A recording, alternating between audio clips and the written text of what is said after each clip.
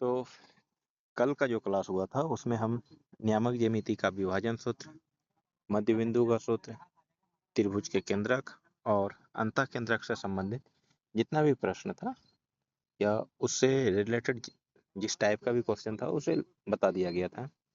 फिर भी उसमें कुछ क्वेश्चन हो सकता है नहीं बनेगा, जिसको एक्सरसाइज वीडियो में बताया जाएगा। आज का जो चैप्टर होगा त्रिभुज के क्षेत्रफल और संरेखता। ठीक है, त्रिभुज के क्षेत्रफल और संरेखता के बारे में हम आज बताएंगे।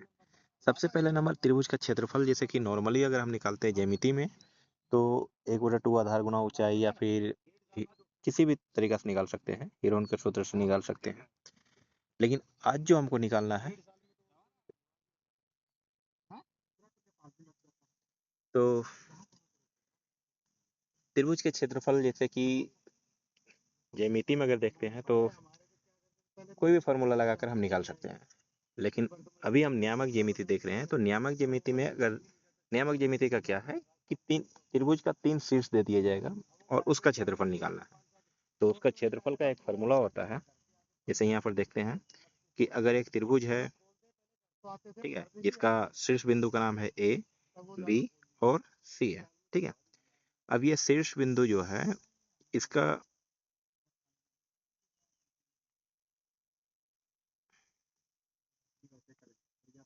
यहाँ देखते हैं कि यदि किसी त्रिभुज का शीर्ष ए, ठीक है,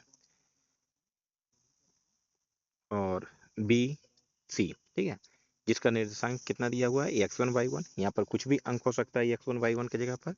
x2 y2 दे रखा है बी का, ये बोला का x2 y2 का, बी का निर्देशांक यहाँ पर भी कुछ हो सकता है, प्लस माइनस कुछ में भी हो सकता है। ठीक है, तो इसका क्षेत्रफल निकालने का क्या फॉर्मूला होगा? तो इसका फॉर्मूला क्या होता है, 1/2 इंटू x1, ये मॉड का चिन्ह दिया हुआ है। ठीक है, ये इस तरीके का जो चिन्ह है ये मॉड इसको कहते हैं। इसका मतलब क्या होता है कि अगर क्षेत्रफल का मान ऋणात्मक भी आता है, माइनस में भी आता है, मोड के बाहर अगर हम जब निकालेंगे, ठीक है, ये चिन्ह के बाहर जब निकालेंगे तो वो अपने आप प्लस में निकलेगा, क्योंकि क्षेत्रफल जो होता है वो ऋणात्मक नहीं हो सकता है। कोई भी जैसे जगह है, जैसे ये जगह है, ठीक है, सिंपल सा इसी को हम समझते हैं कि ठीक है, यही एक त्रिभुज है, इसके अंदर का जो क्षेत्रफल है इस कभी भी कुछ भी होगा, 0.1 हो सकता है, 5 हो सकता है, 10, 20, 50 कुछ भी होगा, लेकिन माइनस में नहीं हो सकता है क्योंकि ये इतना जगह है। ठीक है, तो इसके लिए क्या करना है कि सबसे पहला नंबर, ये मॉड का मतलब तो क्लियर हो गया है कि मॉड का मतलब क्या होता है कि इसके अंदर माइनस का मान जब भी आएगा तो मॉड के बाहर अगर हम करते हैं तो ये ऑटोमेटिक प्लस हो जाएगा। ठीक है, इसके आगे हम देखते हैं कि 1/2 mod x1 into y2 minus y3। इसका मतलब क्या है कि पहला बिंदु का शीर्ष जो होगा उसका x1 का मान होगा, साथ ही y2 माइनस y3 मतलब कि दूसरा शीर्ष का, जिसे इसका और इसका। ठीक है, इसी तरीके से plus x2 into y3 minus y1 plus x3 y1 minus y2। ठीक है, ये त्रिभुज का फार्मूला है। इसी फार्मूला पर जो है हम जितना भी प्रश्न होगा उसको सेट करेंगे। ये पूरा नियामक ज्यामिति में सबसे इजी बनाने में यही लगेगा और सबसे ज़्यादा मज़ा भी आएगा बनाने में। तो चलिए हम देखते हैं इसको कि त्रिभुज का अगर क्षेत्रफल देखेंगे तो त्रिभुज का क्षेत्रफल क्या होगा। अभी यहाँ सिंपल समझ में आ गया कि त्रिभुज का अगर क्षेत्रफल निकालना है नियामक ज्यामिति में तो इसके लिए 3 चीज चाहिए, 3 शीर्ष बिंदु चाहिए, ए बी और सी।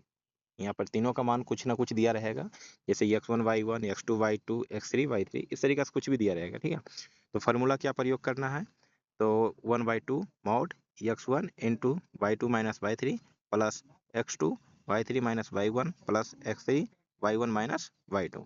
ठीक है, एक क्वेश्चन है, हम इस पर ट्राई करते हैं। क्वेश्चन क्या है कि उस त्रिभुज का क्षेत्रफल निकालें, ठीक है, जिसका शीर्ष बिंदु का निर्देशांक -5 1 -1 3 -5 और 5 2 है। ठीक है, यहाँ पर बता दिए क्या है कि 3 शीर्ष बिंदु रहेगा। देखो यहाँ पर 3 शीर्ष बिंदु मिल गया है। ठीक है, क्षेत्रफल निकालना है तो इसके लिए सिंपल सा फार्मूला पर हम बैठा देंगे। तो सबसे पहले नंबर जो दिया हुआ है x1 y1, जो शुरू वाला है ये हो जाएगा x1 y1। ठीक है, जैसे ये जो शुरू है तो ये हो जाएगा x1 y1, ये हो जाएगा x2 y2, ये x3 y3। उसी तरीके से हम यहाँ लिख दिए गिवन में x1 y1 बराबर -5 -1, x2 y2 बराबर 3 -5, x3 y3 बराबर 5 2 है। ठीक है, क्षेत्रफल निकालना है तो त्रिभुज के क्षेत्रफल का फॉर्मूला यही होता है, जो कि अभी हम बताए हैं। ठीक है, क्या होता है, तो 1/2 mod x1 into y2 minus y3 plus x2 y3 minus y1 plus x3 y1 minus y2। ठीक है, अब इस पे मान बैठाते हैं। ठीक है, बराबर का बराबर आ जाएगा, 1/2 का हो जाएगा 1/2, x1 की जगह पर कितना है, तो -5 है, तो x1 की जगह पर हो जाएगा -5। x2 y2 का रहा, y2 की जगह पर कितना है, तो देखो y2 की जगह पर है -5। ठीक है, y2 की जगह पर कितना है, -5 है, यहाँ पर लिख दिए y2 की जगह पर देखो -5 लिखा गया। ठीक है, -y3 का रहा, तो y3 की जगह पर देखो कितना है, 2 है, तो y3 की जगह पर हो गया 2। ठीक है, इसी तरीके से अब क्या कर रहा है, प्लस x2, तो प्लस x2 की जगह पर कितना 3 है, तो 3 इंटू का हो गया इंटू, उसके बाद फिर क्या करा, y3 का रहा, तो y3 की जगह पर कितना है 2 है, 2 माइनस, उसके बाद करा y1 की जगह पर -1 है, तो -1 लिख दिए। सेम इसी तरीके से x3 में बैठा दिए, x3 का मान कितना, तो 5 है, तो यहाँ लिख दिए 5। उसके बाद क्या कर रहा, y1 माइनस y2, y1 की जगह पर -1, तो -1 माइनस y2 की जगह पर -5 इसको अब हल करना है। 1/2 का 1/2 रह जाएगा, -5 का -5 हो गया, ये दोनों माइनस में इसलिए जोड़ देना है, -5 -2 हो जाएगा -7, प्लस का प्लस, 3 का 3, माइनस माइनस प्लस, 2 1 3 हो जाएगा। ठीक है, यहाँ पर देखो सही किए अभी, सिंपल सा ये जोड़ना है। ठीक है, तो माइनस माइनस प्लस 7 बचे 35, यहाँ 2 1 3 3 तिया 9 हो जाएगा। ठीक है, यहाँ देखो 9, उसके बाद इसको देख लेते हैं, 5 में से घटाएंगे 4, 5 का 20। ठीक है, जोड़ दो इसको, 35 9 कितना होता है, 44, 44 और 20 64। ठीक है, अब ये देखो 64 है, तो इसको मॉड का हटा देते हैं क्योंकि ये प्लस में पहले सा रखा है, 64/2 करेंगे तो आ जाएगा कितना, 32 आ जाएगा, तो आंसर हो जाएगा 32। ठीक है, इसी तरीके से और भी क्वेश्चन होने से आप बना सकते हैं इसको। ठीक है, अब क्या चीज का रहा, ये तो अभी हम समझा दिए हैं। अब क्या कर रहा कि संरेख पर त्रिभुज के क्षेत्रफल से संबंधित जितना भी क्वेश्चन रहेगा अब बना लीजिएगा इसको। संरेख में क्या है कि हम पहले भी बताए थे, संरेख को 2 प्रकार से हम सिद्ध कर सकते हैं।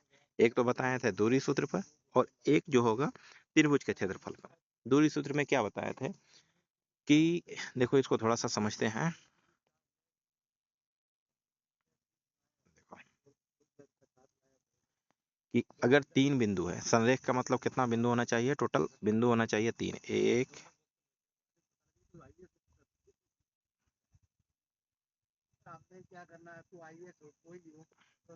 एक बिंदु, 2 बिंदु, 3 बिंदु। ठीक है, इसका नाम कुछ दे दो, तो इसका नाम जो दे देते हैं ए बी सी। अगर हम संरेख का मतलब क्या होता है कि यदि 3 बिंदु, ठीक है, एक सीध में हो, एक लाइन में हो, तो इसको हम बोलेंगे संरेख बोलेंगे। 3 या 3 से अधिक बिंदु एक सीध में रहता है, एक रेखा में रहता है, तो उसे हम संरेख कहते हैं। ठीक है, तो इसको हम 2 प्रकार से सिद्ध कर सकते हैं। एक तो होगा कि त्रिभुज के क्षेत्रफल के सूत्र जो अभी बताए हैं, इस सूत्र पर कर सकते हैं। दूसरा जो हम पहले पढ़ा चुके हैं, दूरी सूत्र पर। दूरी सूत्र पर क्या था कि अगर 3 बिंदु है तो तीनों का दूरी सूत्र निकालते थे। कैसे निकालते थे, एक बार ए बी निकाल देते थे, एक बार बी सी निकाल देते थे, और एक बार यहाँ से यहाँ ए सी निकाल देते थे। और अगर दोनों छोटका का जोड़ करके अगर बड़ा हो जाता था, बड़ा वाला मान के बराबर, जैसे अगर मान लो ये इसका दूरी 3 2 आता है, इसका 3 आता है, और टोटल आ गया था कितना 5, तो ये संरेख होगा। लेकिन अभी इस पर हमको नहीं समझना है, समझना है त्रिभुज के क्षेत्रफल पर। तो त्रिभुज के क्षेत्रफल पर क्या नियम होगा कि यदि तीनों बिंदु जो है, ठीक है, अगर 3 बिंदु जो है, तीनों बिंदु का क्षेत्रफल निकालते हैं। जैसे अगर अभी त्रिभुज में देखे थे कि 3 बिंदु दिया हुआ था और तीनों का अगर जो क्षेत्रफल निकालना था तो क्षेत्रफल सूत्र में बैठा देते थे।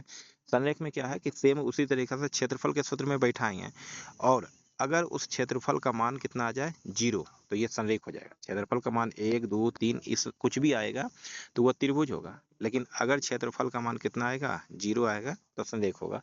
सिंपल से समझना है कि संरेख किसको बोलेंगे।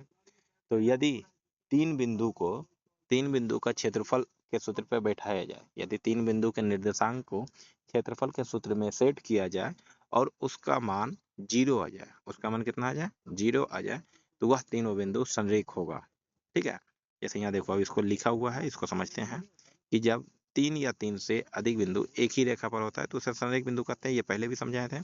3 बिंदु से बनने वाला त्रिभुज का क्षेत्रफल अगर शून्य होगा तो वह बिंदु क्या होगा, संरेख होगा, जो कि हम अभी समझा रहे थे। एक बना के देखते हैं कि सिद्ध करें कि बिंदु 2 1 5 -1 और 8 -3 संरेख है। सिद्ध करने भी कर सकता है या फिर कुछ भी कर सकता है।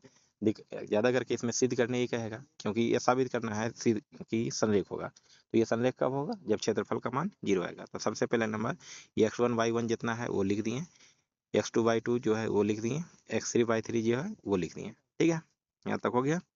त्रिभुज का क्षेत्रफल में बैठाना है, तो त्रिभुज का क्षेत्रफल का सूत्र ये है, उसमें जो है मान बैठाते हैं।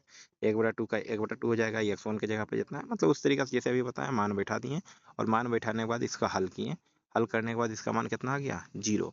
अगर त्रिभुज का क्षेत्रफल 0 आता है, देखो यहाँ लिखा है, चूंकि त्रिभुज का क्षेत्रफल 0 है, इसलिए दी गई बिंदु क्या होगा? संरेख होगा। ठीक है, क्लियर है। उसी तरीके से एक दो और प्रैक्टिस के लिए है कि संरेख है कि नहीं है, दिखाएं कि यह बिंदु संरेख है या नहीं है, या जांच करें कि बिंदु संरेख है या नहीं है। तो 3 बिंदु पहले नंबर दे दिया, x1 y1 x2 y2 x3 y3। ठीक है, त्रिभुज का क्षेत्रफल यही है, इसमें बैठा देना है। इसका भी मान देखो कितना आया? 0। तो ये संरेख होगा। सेम इसी तरीके से इसका भी मान 0 आया, तो इसलिए ये भी संरेख है। ठीक है, इसमें एक चीज और क्या हो सकता है कि कभी कभी अगर चतुर्भुज का क्षेत्रफल दे देगा इस तरीका से कि एक चतुर्भुज ए बी सी डी है, जिसका निर्देशांक, चारों का निर्देशांक दे देगा, इसका दे देगा कुछ भी 2 3 4 5 7 8 10 20 कुछ भी दे सकता है। ठीक है, मतलब x1 y1 x2 y2 x3 y3 x4 y4 इस तरीके से दे देगा कुछ भी। ठीक है, और कहेगा इसका क्षेत्रफल निकालें। तो इसके लिए सिंपल क्या होगा कि किसी भी तरीका से, या तो इधर से, ठीक है, इस तरीका से अगर आप बांट देते हैं तो दो त्रिभुज बन जाएगा। एक त्रिभुज आएगा ए बी डी, तो 1 2 3 3 निर्देशांक निकल जाएगा, क्षेत्रफल पर के सूत्र पर बैठा करके इसका क्षेत्रफल निकल जाएगा। उसी तरीका से इधर भी बी सी डी, एक त्रिभुज इधर हो जाएगा, इसका भी क्षेत्रफल निकाल देना है। दोनों क्षेत्रफल जोड़ेंगे तो ये चतुर्भुज का क्षेत्रफल हो जाएगा। तो इस तरीका से भी अगर क्वेश्चन रहेगा तो आप बना सकते हैं, इसके लिए कोई बड़ा चीज नहीं है। ठीक है, चलिए तो आज के लिए इतना ही है। लगभग नियामक ज्यामिति का जितना भी क्वेश्चन है सोल्व हो जाएगा। जो क्वेश्चन अगर नहीं बन पाता है उसके लिए अब जो है एक्सरसाइज वीडियो आएगा। थ्योरी का क्लास आज यहीं समाप्त होता है पूरा, उसके बाद अब एक्सरसाइज वीडियो होगा, वो लगभग बता दिया जाएगा। ठीक है।